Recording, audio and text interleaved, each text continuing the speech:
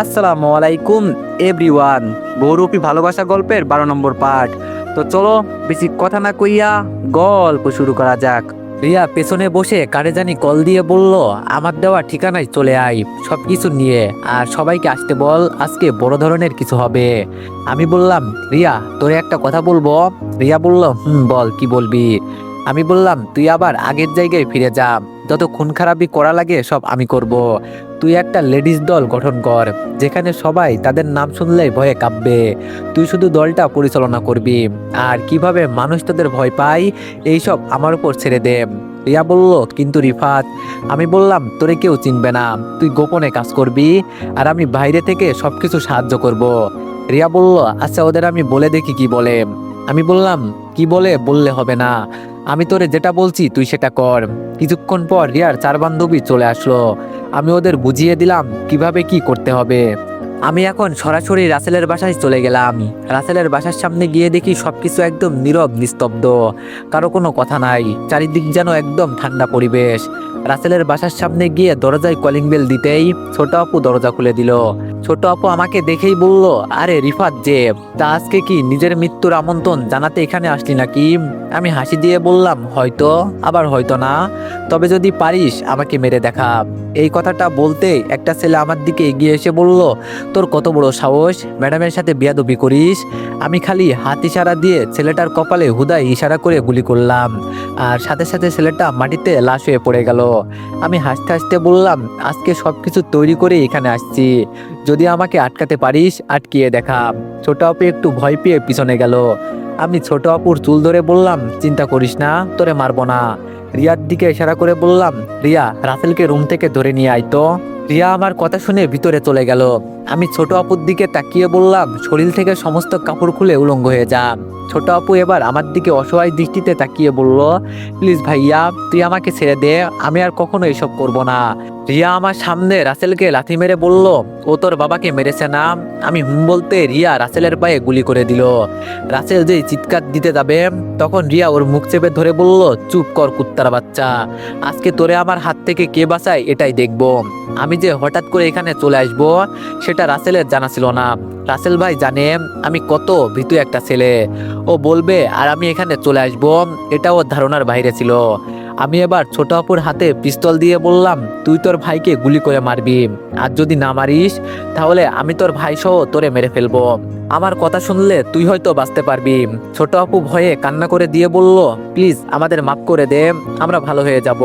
আমি বললাম, ও তুই ভালো হয়ে যাবি না?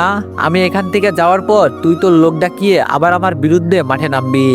আমাকে তোরা দুই ভাই বোন মিলেও কিছু করতে পারবি না, এটা আমি জানি। যদি কিছু করার ক্ষমতা থাকে তাহলে করে দেখা। রাসেল ভাই হাসতে হাসতে বলল, খুব খারাপ করলি তুই, আমি তোরে ছাড়বো না। আমি ছোট আপুর হাত থেকে পিস্তল নিয়ে রাসেলের মাথা বরাবর গুলি করে বললাম, শালা আমার মুখের উপর কথা বলে, ওর কত বড় সাহস। ছোট আপু রাসেল বলে যে চিৎকার দিল তখন আমি আমার ঠোঁট দিয়ে ওর ঠোঁট চেপে ধরলাম। কিছুক্ষণ পর ছেড়ে দিয়ে বললাম, মুখটা বন্ধ রাখ, কথা বলার চেষ্টা করবি না, তোর কারণে আমার সবকিছু নষ্ট হয়েছে। তোর ভাই আমার বাবাকে মেরেছে, ওকে আমি ছেড়ে দিব কিভাবে তুই বল, আর বাকি রইল তুই। আচ্ছা যা, তোরে আমি একটা সুযোগ দিলাম, তুই যদি কোথাও পালিয়ে যেতে পারিস তাহলে পালিয়ে চলে যা, তাহলে হয়তো আমার হাত থেকে বাঁচতে পারবি, নইলে তুইও শেষ। ছোট আপু কিছু বলছে না, শুধু মাথা নিচু করে কান্না করছে। আমি এবার ওর কাপড় ধরে জোরে একটা টান দিলাম, যার কারণে ওর কাপড় অনেকটাই ছিঁড়ে গেল। রিয়া এটা দেখে বলল, রিফাত এটা করা মোটেও ঠিক হবে না, ও একটা মেয়ে, আবার ও তোর বোন, ওর একটু হলেও সম্মান আছে, আজ যাই করিস সম্মানে আঘাত করিস না। আমি হাসি দিয়ে বললাম, কেন তোর মায়া লাগে রিয়া? জানিস এই মেয়ে কি করে? এই মেয়ে যার সাথে ইচ্ছা তার সাথে সেক্স ভিডিও তৈরি করে, আর এগুলো অনলাইনে আপলোড করে, ওর কাছে সম্মান কোনো ব্যাপার না। আজকে আমি সবাইকে লাইভ দেখাবো, আজকে ওরে আমি বুঝিয়ে দিব সম্মান কি জিনিস। সবকিছু টেনে টেনে ছিঁড়ে ছোট আপুকে উলঙ্গ করে দিলাম। হঠাৎ করে রিয়ার একটা বান্ধবী এসে আমার হাত ধরে বলল, আজকের জন্য আমি আপনাকে বলছি ওকে ছেড়ে দেন প্লিজ ভাইয়া। আমি ছোট আপুর দিকে তাকিয়ে বললাম, ওদের কারণে বেঁচে গেলি, নইলে তোর অবস্থা খুব খারাপ করতাম আমি। আর একটা কথা, কেউ যদি জিজ্ঞেস করে এইসব কে করেছে তাহলে বলবি miss Riya Chowdhury, lady gangster মিলে এইসব করেছে, মনে থাকবে তো আমি কি বললাম? আর তুই যদি বাঁচতে চাস তাহলে এখান থেকে পালিয়ে যা, তোর ভাইকে তো তোর সামনে মারলাম, কিছু করতে পারলি না, আর তোরে মারলে কতটা সময় লাগবে একটু চিন্তা করে দেখ কেমন। এখন তো তুই কান্না করছিস, কিন্তু আমার বাবাকে যখন তোর ভাই মেরেছিল তখন আমার কেমন লাগছে তুই একটু চিন্তা করে দেখ। রিয়া আমার হাত ধরে বলল, রিফাত এখন তাড়াতাড়ি চল, এমনি অনেক দেরি হয়ে গেছে। রিয়ার কথা শুনে এখানে আর বেশিক্ষণ দাঁড়ালাম না, পিছনের দরজা দিয়ে বের হয়ে গেলাম। বাইকে ওঠার পর রিয়া বলল, এটা কি ঠিক কাজ করলি তুই রিফাত? এভাবে ওকে আমাদের মারা ঠিক হয় নাই। আমি বললাম, কি ঠিক হয় নাই বলছিস তুই? আমি তো চেয়েছিলাম ওরে টুকরো টুকরো করে ফেলবো। রিয়া বলল, তবে আর যাই বলিস, আমি বলি কি তুই ভালো একটা কাজ করলি, কিন্তু তোর আপুর সাথে এটা করা ঠিক হয়নি। আমি বললাম, ও কতটা নষ্ট একটা মেয়ে তুই এটা জানিস না, যদি এটা জানতিম তাহলে তুই আর এই কথা বলতি না। রিয়া বলল, আচ্ছা সেই সব জেনে আমার লাভ নাই, এখন তুই তোর বইয়ের বিষয়ে কিছু চিন্তা করলি যে তোরে মারতে নিয়েছিল। তবে আমার মনে হয় কি জানিস, রিমি তোরে মৃত মনে করেই চলে গেছে। আমি মুচকে একটা হাসি দিয়ে বললাম, ও নিজের বিপদ নিজেই ডেকে এনেছে। ভাবছিলাম সবকিছু ঠিকঠাক করে নিব, ওকে বুঝিয়ে শুনিয়ে আবার আমি নিয়ে আসবো, কিন্তু তার হতে দিল না। রিয়া বলল, তাহলে তুই কি করবি এখন? আমি বললাম, অনেক কিছু করব, যা তোর ধারণার বাইরে। রিয়া বলল, তবে তুই আজকে এত কিছু করবি? আমি তো এগুলো চিন্তাই করতে পারি নাই, হঠাৎ করে তোর মাঝে এত সাহস দেখে আমি সত্যি বোকা হয়ে গেলাম। আমি বললাম, কি করব তুই বল? ও আমাকে ফোন করে ওর বাসায় যেতে বলছিল, এজন্য আমি ওর বাসায় গিয়েছিলাম। আর ওর সাথে এমন কিছু করব, ও যদি জানতো তাহলে আমরা কি বেঁচে ফিরে আসতাম বল? আমি জানি রাসেল ভাইয়ার অনেক ক্ষমতা আছে ওর গ্রামে, কিন্তু ওর গ্রামে ঢুকে ওকেই মেরে আসছি। এখন দেখ তোর নামটা কিভাবে ভাইরাল হয়। রিয়া বলল, তুই আমার নাম বললি কেন? আমি বললাম, তোরে দিয়ে অনেক কিছু করব, চিন্তা করিস না। অনেকক্ষণ জার্নি করার পর বাসার সামনে আসলাম। রিয়া বাইক পার্ক করে আমার সামনে এসে বলল, এখন ভিতরে চল, দেখি আন্টি কি রান্না করেছে, আজকে অনেকটাই পরিশ্রম করে আসছি। ভিতরে সিঁড়ি বেয়ে উপরে উঠতে উঠতে রিয়া বলল, তাহলে এখন কি করবি বললি না তো? আমি বললাম, আগে তো আমাকে চিন্তা করতে দিবি, এখনো নিজেই জানি না কি করব। বাসার সামনে যেতেই বাসার ভিতরে কেমন যেন অদ্ভুত ধরনের একটা আওয়াজ শুনলাম। রিয়াকে বললাম, এখন বাসার ভিতরে যাবি না, বাসার ভিতরে কিছু একটা হচ্ছে আমার মনে হচ্ছে। জানালার কাছে চলে গেলাম, উকি দিয়ে দেখি ভিতরে কি হচ্ছে। রিয়াকে নিয়ে জানালার কাছে গেলাম। রিয়া শুধু বলল, তোর আর সন্দেহ দূর হলো না, এখানে কি আসবে যে তোর পরিবারের সাথে খারাপ কিছু করবে, তাও আমার বাসায়? মাত্র না তো শত্রুকে মেরে আসলাম। আমি বললাম, আরে দূর, তুই চুপ কর তো, এত কথা বলিস কেন? ভিতরে উকি দিয়ে আমার চোখ তো কপালে উঠে গেল, আমার মুখ দিয়ে কোনো কথা বেরোচ্ছে না, মনে হচ্ছে জানো কেউ আমার মুখে হাত দিয়ে চেপে ধরে আছে। এটা কিভাবে হতে পারে? ভিতরে এইসব কি হচ্ছে? আমি ভাবতেও পারি নাই ভিতরে এমন কিছু হবে। শরীর থেকে এখন রীতিমতো আমার ঘাম ধরে পড়ছে। আমি এটা কখনো আশা করি নাই, কারণ এটা তো আমার ধারণার বাইরে ছিল। আসলে ভিতরে আমার মতো দেখতে হুবহু একটা ছেলে আম্মুকে জড়িয়ে ধরে বলছে, জানো আম্মু, আমি যখন গাড়ি থেকে নিচে পড়েছিলাম তখন মনে হয়েছিল আমি আর বাঁচবো না। শেষবারের মতো আমি আমার আম্মুর মুখটা দেখতে চেয়েছিলাম, কিন্তু দেখো আজ ভাগ্যের কি পরিহাস, আজকে তোমার দোয়ার কারণে আমি বেঁচে ফিরে আসছি। ভিতরে আমার মতো হুবহু ছেলেটাকে দেখে আমি তো পুরাই বোকা হয়ে গেলাম। রিয়া সরাসরি আমার দিকে পিস্তল তাক করে বলল, তুই আসলে কে? তুই কি নকল রিফাত নাকি তুই আসল রিফাত? সত্যি কথা বল, নইলে কিন্তু আমি তোরে গুলি করে দিব। তুই যদি সত্যি আসল রিফাত হোস তাহলে ভিতরেই ছেলেটাকে যে আন্টিকে জড়িয়ে ধরে আছে। আমি রিয়ার দিকে ইশারা করে বললাম, আরে তুই আস্তে কথা বল, আর আমি যে আসল তোর এটা বিশ্বাস হয় না? আচ্ছা ঠিক আছে, আমি তোর নিচের রুমে যাওয়ার কোডটা বলছি, ওটা হলো, এখন তো তোর বিশ্বাস হয়েছে, যদিও তোর বিশ্বাস না হয় তাহলে তুই আমার পিঠে দেখ, ওখানে একটা জন্মদাগ আছে, আর ভিতরে যে আছে ও হলো নকল রিফাত। দেখ রিয়া, তোরে আমি আর কিছু বলবো না, তুই আমার কাছের মানুষ, তোর নিচের রুমে যাওয়ার পাসওয়ার্ড শুধু আমি আর তুই জানি, তুই ভিতরে গিয়ে জিজ্ঞেস কর, ও কিছুই বলতে পারবে না। রিয়া পিস্তল ছড়িয়ে বলল, তুই যা বললি সবকিছুই তো ঠিকঠাক আছে, কিন্তু এই ছেলেটাকে আর তোরেও নকল করবে কেন? আমি বললাম, আগে তুই এখান থেকে একটু দূরে চল, তোরে আমি সবকিছু বুঝিয়ে বলছি। রিয়ার হাত ধরে ওকে আমি একটু আড়ালে নিয়ে গেলাম। আমি রিয়াকে এবার বললাম, তুই তো জানিস রবিন আর রিমি মিলে আমাকে মারতে নিয়েছিল। রিয়া বলল, এটা তো জানি। আমি বললাম, রিমি মনে করছে আমি সত্যি সত্যি মারা গেছি, এজন্য নতুন কোনো গেম শুরু করছে।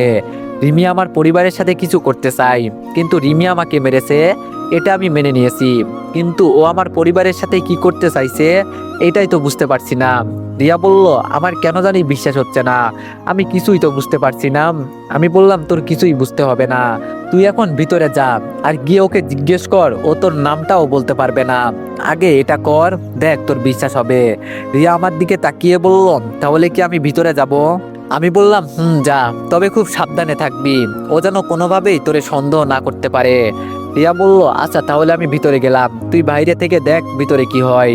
আমি আচ্ছা বলে আবার জানালার পাশে গিয়ে দাঁড়ালাম। রিয়া দরজা ঠেলে ভিতরে গিয়ে ছেলেটার উদ্দেশ্য করে বলল, আরে রিফাত, যে তুই কবে এলি? ছেলেটা এবার একটু আশ্চর্য হয়ে রিয়াকে বলল, তোমাকে কোথায় যেন দেখেছি দেখেছি মনে হচ্ছে।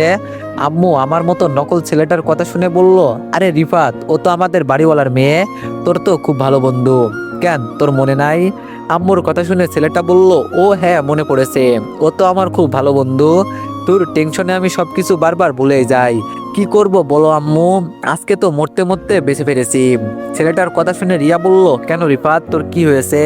ছেলেটা হাসি মুখে রিয়ার দিকে তাকিয়ে বলল, আর বলিস না, গাড়ি অ্যাক্সিডেন্ট করেছিলাম, ভেবেছিলাম মারাই যাব, কিন্তু তোদের দোয়াতে বেঁচে আছি। ও শিট, তোর নামটা কি জানো? দেখ না, আমি সবকিছু কেমন যেন ভুলে যাচ্ছি। রিয়া হাসি দিয়ে বলল, আরে আমার নাম তো মিস রিয়া চৌধুরী। আচ্ছা তুই থাক, আমার এখন যেতে হবে, এখন একটু বিশ্রাম নে, তাহলে সবকিছু ঠিকঠাক হয়ে যাবে। এই কথা বলে রিয়া রুম থেকে বের হয়ে গেল। আমার হাত ধরে রিয়া আমাকে একেবারে সরাসরি ছাদে নিয়ে আসলো। ছাদের এক কোনায় গিয়ে দাঁড়াতেই রিয়া প্রশ্ন করলো, এখানে এসব কি চলছে? আমি তো কিছুই বুঝতে পারছি না। আমি বললাম, তোরে আমি আগে কি বলেছি, এই সব কিছুর পেছনে রিমির হাত আছে। রিয়া বলল, বুঝলাম না, আমাকে তুই একটু বুঝিয়ে বল। আমি বললাম, আমি যখন পানিতে ঝাঁপিয়ে পড়ি, তখন উপর থেকে রিমি আর রবিন ইচ্ছে মতো আমাকে গুলি করেছে, আর ওরা সত্যি সত্যি মনে করেছে আমি মারা গেছি। আর এজন্য রিমি নকল কাউকে রিফাত বানিয়ে এখানে পাঠিয়েছে। ও আমার পরিবারের সাথে এখন কিছু একটা করতে চাই, তবে কি যেন করতে চাইছে এটাই বুঝতে পারছি না। রিয়া বলল, তাহলে তুই এখন কি করবি? আমি হাসি দিয়ে বললাম, রিমি আমার খেলাটা এখন আরো সহজ করে দিয়েছে। গেম তো শুরু করেছে রিমি, এটা শেষ করব আমি। এখন আমি এই ছেলেটাকে আটকিয়ে আমি হয়ে যাব নকল রিফাত। রিয়া বলল, কি করে করবি? আমি বললাম, তুই শুধু দেখতে থাক, রিয়াকে এমন ভাবে আমি শাস্তি দিব, ও নিজেই নিজে কান্না করবে, দেখতে চাস? রিয়া বলল, তুই কি করবি রিমিকে আবার? আমি বললাম, এই কথা ভুলেও মুখে আনবি না, আমি ওকে যে কি করব নিজেও জানি না। রিয়া বলল, রিফাত একটা কথা বলবো? আমি বললাম, এখন তোর কথা বলার দরকার নাই, তুই নকল রিফাতকে উল্টাপাল্টা বুঝিয়ে তোর নিচের রুমে নিয়ে আয়। রিয়া বলল, যদি না আসে? আমি বললাম, কোনো মতে আমাদের বাসা থেকে বের করে পরে অজ্ঞান করে নিয়ে আসবি, আর যদি না আসে গুলি করে মেরে হলেও নিয়ে আসবি। রিয়া বলল, তুই কি আমাকে মারতে চাস নাকি? আমি ফোনটা বের করে বললাম, এই দেখ, রাসেলকে মারার পর তোর নাম কেমন করে অনলাইন জগতে ঘুরছে, সবাই বলা বলি করছে এই রিয়াটাকে। আর তাহলে ও কি নতুন লেডি গ্যাংস্টার? কে এই রিয়া? সবাই রিয়াকেই খুঁজতেছে।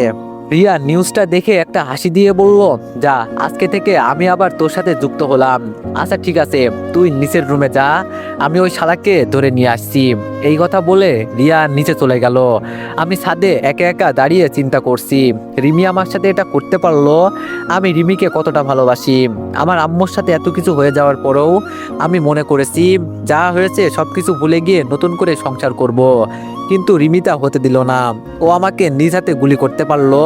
খারাপ হলেও তো আমি ওর স্বামী। আসলেই যখন মানুষের মন থেকে মায়া উঠে যায়, তখন সেই পৃথিবীর কারো কথাই শুনতে রাজি নয়। সব হলো কপাল, কার কপালে যে কি আছে কে জানে। তবে একসময় চিন্তা করতাম, যদি আমার ভালোবাসা খাঁটি হয়, তাহলে একদিন না একদিন পাবো। কিন্তু আজকে দেখি সেটা বিপরীত হয়ে গেছে। হেঁটে হেঁটে রিয়ার রুমে চলে গেলাম, পাসওয়ার্ড দিয়ে নিচের রুমে গেলাম, একটা চেয়ার নিয়ে সবকিছু সুন্দরভাবে সাজিয়ে নিলাম, যাতে আমার মতো ছেলেটাকে এখানে এনে একটু যত্ন করতে পারি। এই তো রিয়া ছেলেটাকে নিয়ে এখানে আসছে। আমি তাড়াতাড়ি একটু আড়ালে চলে গেলাম। ছেলেটা আমার কাছে আসতেই ওকে জোরে একটা ধাক্কা দিয়ে সামনে ফেলে দিলাম। রিয়া আর আমি তাড়াতাড়ি ওকে ধরে চেয়ারের সাথে বেঁধে দিলাম। ছেলেটা এবার আমার দিকে তাকিয়ে একদম অবাক হয়ে গেল, ওর মুখের কথা একদম বন্ধ হয়ে গেছে। আমি এবার রিয়ার দিকে তাকিয়ে বললাম, রিয়া, ওর মুখোশটা খুলে ফেলতো, আমি দেখতে চাই আমার রূপ ধরে কে আমার বাসায় আসছে। রিয়া আমার কথা শুনে ছেলেটার মুখ থেকে মুখোশটা টেনে খুলে ফেললো। আর এই ছেলেটা আর কেউ না, আমার একমাত্র বন্ধু রবিন। আমি হাসতে হাসতে নিচে বসে বললাম, জানিস রিয়া, যারে আমি বেশি আপন মনে করি তারা আমার সাথেই বেইমানি করে। রিয়া আমার দিকে তাকিয়ে বলল, ও তো সেই ছেলে যে তোর বিয়েতে এসেছিল, আর আমি যদি ভুল না হই তাহলে ও রিমির সাথে যুক্ত হয়ে তোরে মারতে গিয়েছিল, তাই তো? আমি বললাম, মারতে গিয়েছিল মানে? ও তো নিজ হাতে আমাকে গুলি করেছে, শুধু নিচে লাফিয়ে পড়েছি দেখে বেঁচে গেছি। রিয়া আমার পাশে বসে বলল, তাহলে এখন ওকে মেরে বস্তা ভরে রাস্তায় কি ফেলে দিয়ে আসবো নাকি? রিয়ার কথা শুনে রবিন কান্না করতে করতে বলল, বন্ধু তুই প্লিজ আমাকে ছেড়ে দে, আমার ভুল হয়ে গেছে। আমি বললাম, দেখ, প্রথমত হলো তুই আমাকে বন্ধু বলবি না, তুই আমার বন্ধু হওয়ার যোগ্যতা রাখিস না। তবে তুই আর যাই করিস এখান থেকে বেঁচে ফিরতে পারবি না। এখন তো রিয়ার সাথে নকল রিফাতের অভিনয় করব আমি, তোরে একেবারে মেরে ফেলবো। তবে একটা কথা জেনে রাখ, তুই আমার সাথে বেইমানি করার জন্য অবশ্যই মরবি। মনে আছে রিমির বাসার সামনে 2টা লাশ মেরে কারা যেন ফেলে রেখেছিল? ওটার কেউ করে নাই, ওদের আমি নিজ হাতে খুন করছি। এখন চিন্তা কর তোর অবস্থা আমি কি করতে পারি। রবিন আমার কথা শুনে কান্না করে দিয়ে বলল, আমার একটা পিচ্চি বোন আছে, আর আমার বাবা মা আমি ছাড়া ওদের কেউ নেই। তুই প্লিজ আমাকে ছেড়ে দে, আমি জীবনের জন্য শহর ছেড়ে চলে যাব, আর কখনো এখানে আসবো না। আমার আম্মুর অপারেশনের জন্য টাকার দরকার ছিল, এজন্য আমি এসব করেছি। টাকার জন্য আমি নিজের বন্ধুত্ব বিক্রি করে দিয়েছি। এছাড়া আমার কি আর করার ছিল তুই বল? আমি লাফ দিয়ে নিচ থেকে উঠে রবিনকে চেয়ার সহ লাথি মেরে নিচে ফেলে দিয়ে বললাম, শালা তুই অন্য কারো দোহাই দিবি না। এক তো আমার সাথে বেইমানি করছোস, আবার বড় বড় কথা বলিস। এখন তোরে এখানে কেটে রেখে দিলে তোর রিমি ম্যাডাম তোরে বাঁচাতে আসবে। ডাকতো তুই তোর রিমি ম্যাডামকে। আমার কথা শুনে রবিন শুধু কান্না করছে, কিছুই বলছে না। রিয়া আমার হাত ধরে বলল, ও যদি ওর মায়ের জন্য এইসব করে তাহলে আমি বলি ঠিক আছে, আর এখন এইসব বাদ দে। সব দোষের মূল হলো তোর বউ, ওকে আগে তুই ঠিক কর। ওর টাকার লোভ দেখিয়ে মানুষকে দিয়ে কত কি করাচ্ছে, আর ওর মতো মেয়ে। আমি বললাম, থাক রিয়া, যেই পর্যন্ত বললি সেই পর্যন্তই থাক, ওর ব্যবস্থা তো আমি এখন নিজে করব।